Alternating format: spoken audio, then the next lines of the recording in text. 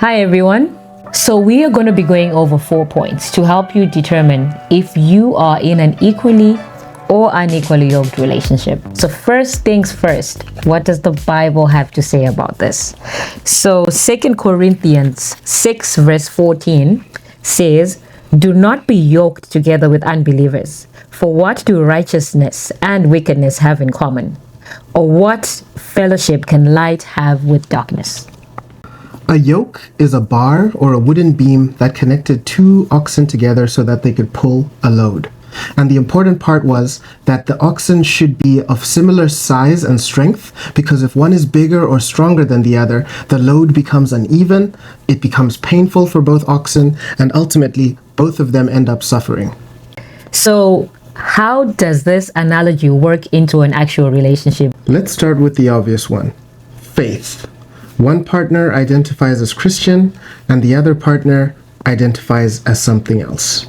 It starts off manageable. We'll just respect each other's boundaries, but over time, small compromises start to happen. One might see Sundays as go to church, rest, relax, recharge, and the other one might come from the bar and think, okay, Sunday is my day to nurse a hangover. But over time, it starts to gray the lines a little bit. And all of a sudden, some of the things that you held near and dear to you start to fall away. That's not love. That's erosion. That's many compromises over a prolonged period of time in such a way that you will find yourself Sundays you're no longer going to church, but instead going to join him at the bar because insecurities have now crept up because you're not quite present where he loves to hang around. So moving into the second point, and that's morals. I personally believe that morals shape behavior.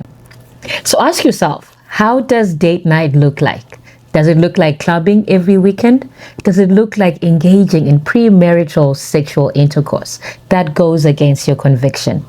You know, over time, you will start justifying it and you tell yourself, God knows everybody's doing it, so why can't I do it?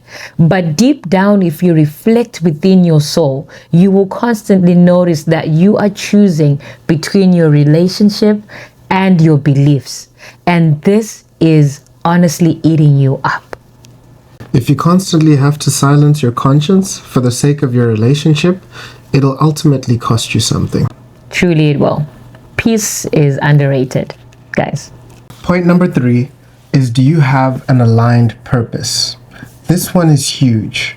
One partner wants to do something that uplifts the community, that serves people, and that glorifies God. The other partner is more concerned with money, status, and making it by any means necessary. Okay, so let's see how this can play out in an actual relationship. Let's say you guys want to open up a business, right?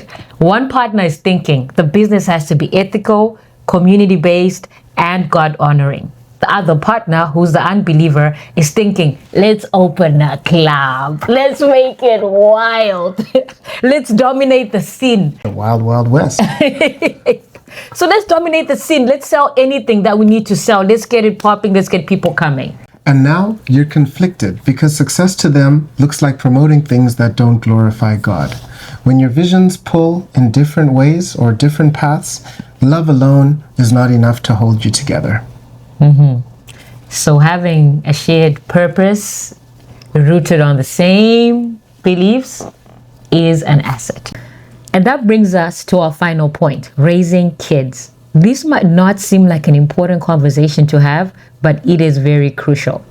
How do you raise kids when you guys believe in different truths? Do you pray with the kids or not?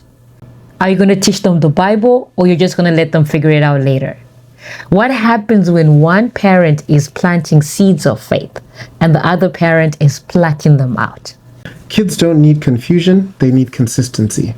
If you and your partner are teaching your children in the same ways or in the same things, they will likely follow those things.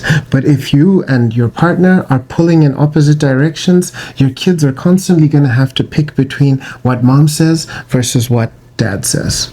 And that's a very tough situation for any kid to be in, choosing which parent to please at a certain time, because that's how it will look like in the end. Being unequally yoked doesn't always feel dramatic at first. It feels like love, compromise, and patience.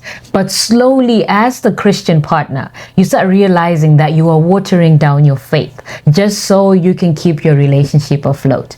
And within time, you start losing yourself, and slowly but surely, you start walking away from all your beliefs. And if you're in this situation right now, face it. Communicate, pray, seek wisdom, but don't let the tension build.